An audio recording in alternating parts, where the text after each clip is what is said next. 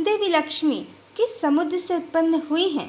Hello friends, बहुत सुना होगा आपने, पढ़ा भी होगा पौराणिक कहानियों में कि देवी लक्ष्मी समुद्र से उत्पन्न हुई हैं।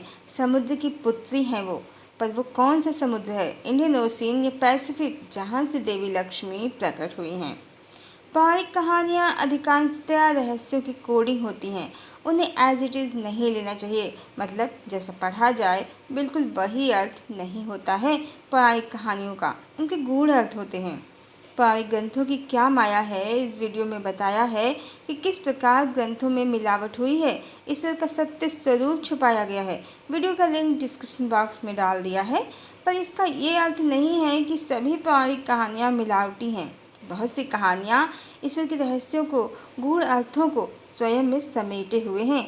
हमारे ऋषि मुनियों ने ईश्वर के रहस्यों की कोडिंग इन कहानियों में की है, पर कालांतर में कलिकाल की माया के कारण ईश्वर संबंधी बहुत सी भ्रामक कहानियाँ भी गढ़ी गई हैं, जिनके कारण सत्य और सुंदर कहानियों के भी रहस्य छुप गए हैं और लोग गूढ़ अर्थों वाली, रहस्यों वाली कहानियों को भी एज इट इज़ लेने लगे। इसी का परिणाम है टीवी सीरियल्स की पौराणिक कहानियाँ, जहाँ शिव विष्णु से युद्ध करते दिखते हैं, लक्ष्मी विष्णु से युद्ध करते दिखती हैं, और कहानियों को जैसा सुना गया है बिल्कुल वैसा ही समझ लेने से कहानियों के सही अर्थ और परमात्मा के रहस्य समझ में आते नहीं हैं, और ईश्वर बिल्कुल सांसारिक प्राणियों जैसे प्रतीत होते हैं। ये सब कलिकाल की माया का प्रभाव है।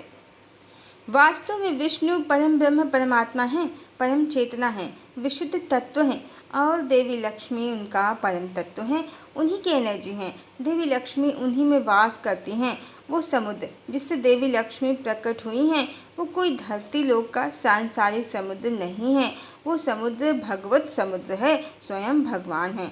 वो समुद्र जहाँ से देवी लक्ष्मी का प्राकट्य हुआ है, वो परमात्मा का स्त्री रूप है, और इसी कारण उन्होंने परमात्मा का ही वर्ण किया है किसी और एनर्जी को, चाहे वो डेमन्स कहें या दानों की हो, या देवता कहें या डिवाइन सोल्स जैसे इंद्र, वरुण इत्यादि, उनमें उनको ग्रहण करने की शक्ति ही नहीं है, क्योंकि वो परमात्मा की सर्वोच्च शक्ति हैं, जिसे ग्रहण करने की क्षमता परमात्मा में ही है।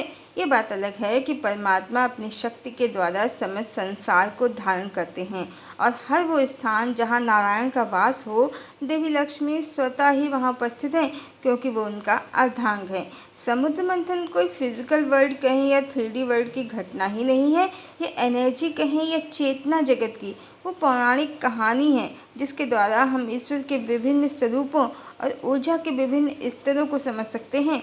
देवी लक्ष्मी परमात्मा की फेमिनाइन एनर्जी हैं। इसी प्रकार जो भी 14 रत्न समुद्र मंथन से प्राप्त हुए हैं, चाहे वो उच्च श्रेवा घोड़ा हो, या कौस्तुभ मणि, या कल्प वृक्ष, या इरावत हाथी, ये सभी एनर्जी ही हैं, डिवाइन एनर्जी हैं, ईश्वर की एनर्जी हैं। और ईश्वर भी एनर्जी हैं, जो सभी ऊर्जाओं का स्रोत है। और समुद्र मंथन और देवी लक्ष्मी और 14 रत्नों की उत्पत्ति चेतना जगत की ऊर्जा की उत्पत्ति की पौराणिक कहानी है, क्योंकि समस्त मायाजाल का विस्तार भी चेतना की ही इच्छा का परिणाम है, जो परम चेतना है, परमात्मा, उसकी।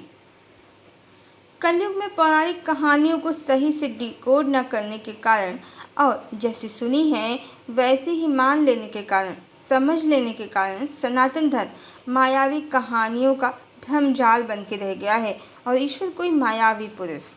बहुदेववाद क्या है और कौन है नाग, दानव, देवता, इन वीडियो में बताया है कि किस प्रकार देवता, दानव, नाग और गंधर्व सभी का मूल स्रोत एक ही है, और देवता एनर्जीज हैं जिनका कोई स्वतंत्र अस्तित्व नहीं है। ये सभी परमात्मा की शक्तियाँ हैं और उन्हीं के अनुसार काम करती हैं। वीडियोस के लिंक डिस्क्रिप्शन बॉक्स में डाल दिए हैं। पौराणिक कहानियाँ जो मिलावटी हैं उनका खंडन करते वीडियोस भी डिस्क्रिप्शन बॉक्स में डाल दिए हैं। हर स्थिति में परमात्मा ओंकार स्वरूप सच्चिदानंद ब्रह्म है, और जो भी कहानियाँ, पौराणिक कहानियाँ ईश्वर के स्वरूप का हनन करती हैं, वो मिलावटी हैं, इनसे बचना चाहिए, अन्यथा ज्ञान तो कुछ प्राप्त होगा नहीं। हम ईश्वर को सच्चिदानंद के स्थान पर मायावी पुरुष समझ बैठेंगे, और मुक्ति का मार्ग मिलना तो दूर, भौतिक जगत में भी पथभ्रष्ट हो जाएंगे। जो कलिकाल की सबसे बड़ी माया है उसमें फंस जाएंगे। हरि ओम।